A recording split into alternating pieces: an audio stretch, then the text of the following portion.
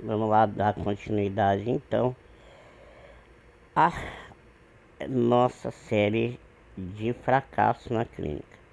Como evitar o fracasso na clínica? Bom, vamos pensar na possibilidade daquela pessoa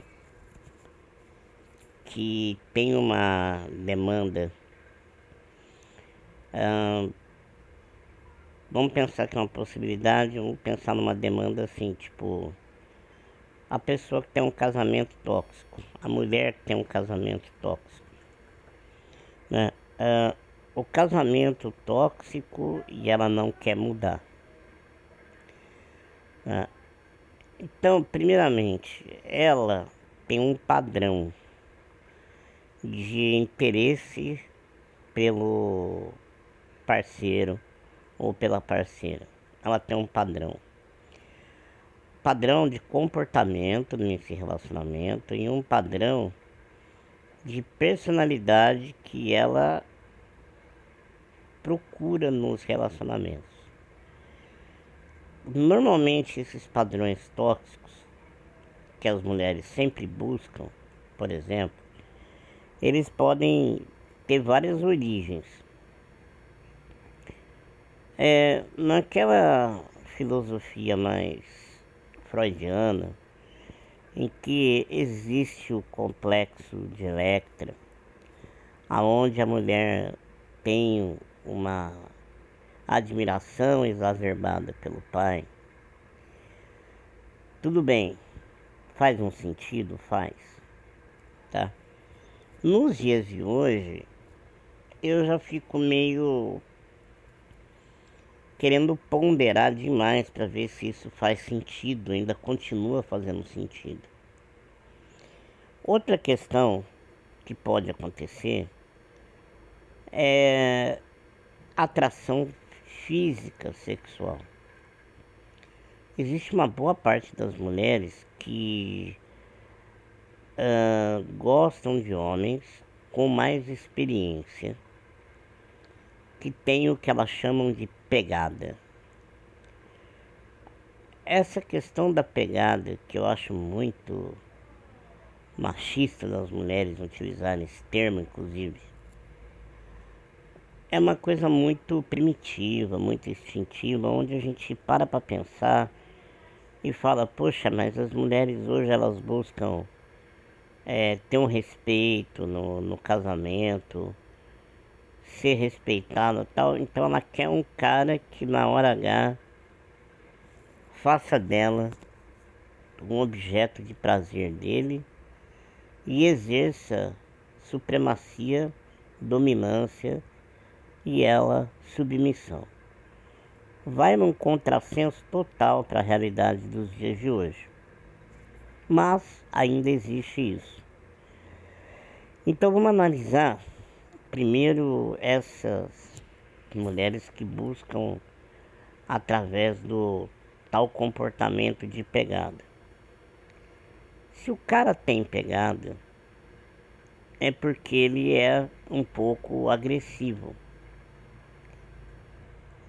Se ele é um pouco agressivo, né, é porque ele não respeita o comportamento, a diferença de comportamento.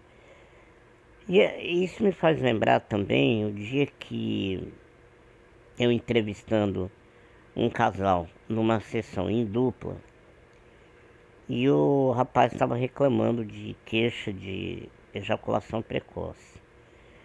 E o que deixava ele tenso para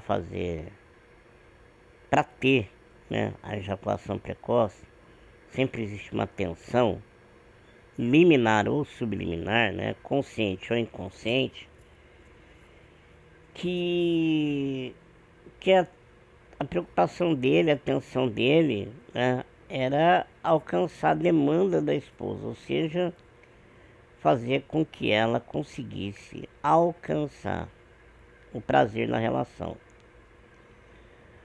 E aí ele ficava tenso e acabava tendo ejaculação precoce. Muitas vezes a ejaculação precoce tem um fundamento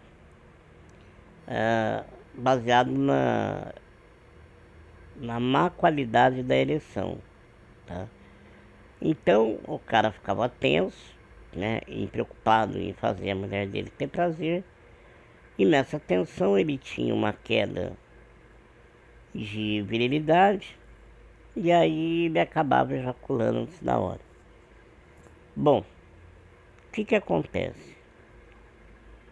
Eu cheguei para ele e perguntei: por acaso você, ou melhor, perguntando para ela, qual a melhor maneira de você chegar ao orgasmo? É através de penetração ou através de sexo oral, masturbação?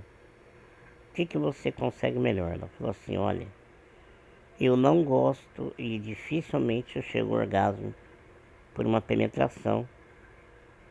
E a penetração me estimula bastante, mas eu não consigo chegar ao orgasmo. Então o que ela gostava é ser estimulada através da sensação da penetração e depois, ou através da masturbação, do sexo oral passivo, ela chegava ao orgasmo. E aí eu perguntei para ele: e aí, fulano, o que você me diz disso? Você é tão preocupado em ter toda essa potência para fazer com que ela chegue ao orgasmo, e ela disse que não consegue. Aí ele virou a cabeça, assustado para ela, dizendo assim, com uma mão assim, tipo, como assim? Entendeu? Então, veja bem, quando eu fui conversar com ela sobre esse fato, eu perguntei: por que você não chegou para ele, pro seu companheiro, e falou: olha, fulano, eu gosto de que faça assim, assim, assado. Aí ela falou assim pra mim, isso numa sessão individual: eu acho que a pessoa tem que saber, né? Isso aí é mais ou menos assim, é obrigação do homem saber, né? Bom, é obrigação do homem saber. Então a gente começa a avaliar, né, a lógica do pensamento feminino, no caso dessa pessoa, e a gente pensa o seguinte: se ela quer um homem que tem bastante experiência, que ele sabe de tudo de sexo, prejuga-se que ele também tem uma vida bem completa de experiências sexuais. Se ele tem uma vida bem completa de experiências sexuais, vamos combinar que há uma grande probabilidade de ele ter dificuldade em uma relação monogâmica, né? Com certeza essa pessoa tem uma predisposição a ser um desbravador dos sete mares aí, né? Então a pessoa já procura alguém que tem pegada. Esse alguém que tem pegada já tem um estímulo a uma certa violência, né? E se ele tem um estímulo, já tem uma predisposição a ter uma certa violência interna, como que a gente vai esperar que essa pessoa vai ser alguém que vai tratar a pessoa 24 horas por dia? Mas ele poderia ter essa pequena violência só na hora do relacionamento sexual e depois ser um gentleman. Bom, aí você vai precisar então achar, né? Teria que falar para as mulheres. Você vai precisar então achar um sex lover profissional. Ou se não, achar um ator. Então, poxa, de uma hora ela quer alguém que tenha uma certa violência para ter a tal da pegada. Depois ela quer um cara que tenha muita experiência, que não precisa se comunicar com ele para falar com a melhor forma de alcançar o orgasmo dela. Aí a gente vai navegando por um contrassenso violento. Se a maioria das mulheres precisa exigir dos homens que eles não sejam machistas, tá? O que a gente tem que pensar? Que elas também não podem ter preconceito com as pessoas que não são machistas. Porque não adianta pedir o não machismo e ter preconceito para os não machistas. Por que a mulher não pode chegar pro cara e falar? Por que o cara tem que saber de tudo? Por que ele tem que ter uma bola de cristal? Por que é o homem que tem que ter experiência, não a mulher? Então são perguntas que contradizem o senso comum das mulheres em relação aos homens machistas. Então, diante de toda essa problemática, eu estou querendo falar sobre o fracasso de hoje, da forma como você vai não validar as crenças do paciente.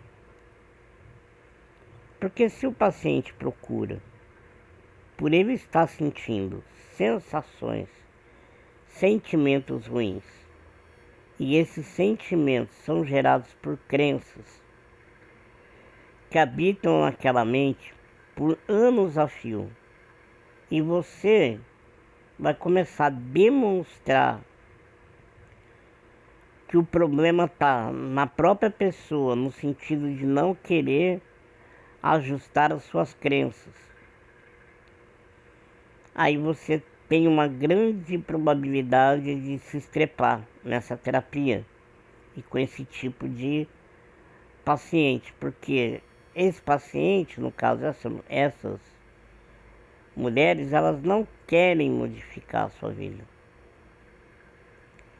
Elas querem levar a vida delas do jeito que é, mas de vez em quando é conveniente, precisa ter um cara. E quando não é conveniente, não precisa, então anda sozinha. Tá certo?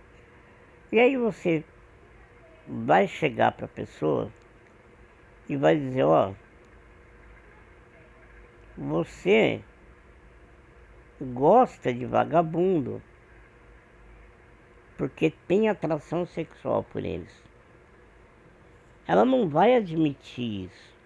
Ela vai achar e vai ter a crença de que ela é uma pessoa que não tem sorte e que Deus só manda homem vagabundo na vida delas.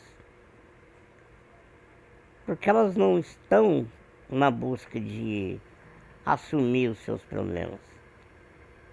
A grande maioria das pessoas que procuram terapia são pessoas que têm problema e querem que o psicólogo ajude-as a tirar o problema das costas e atribuir a outra situação.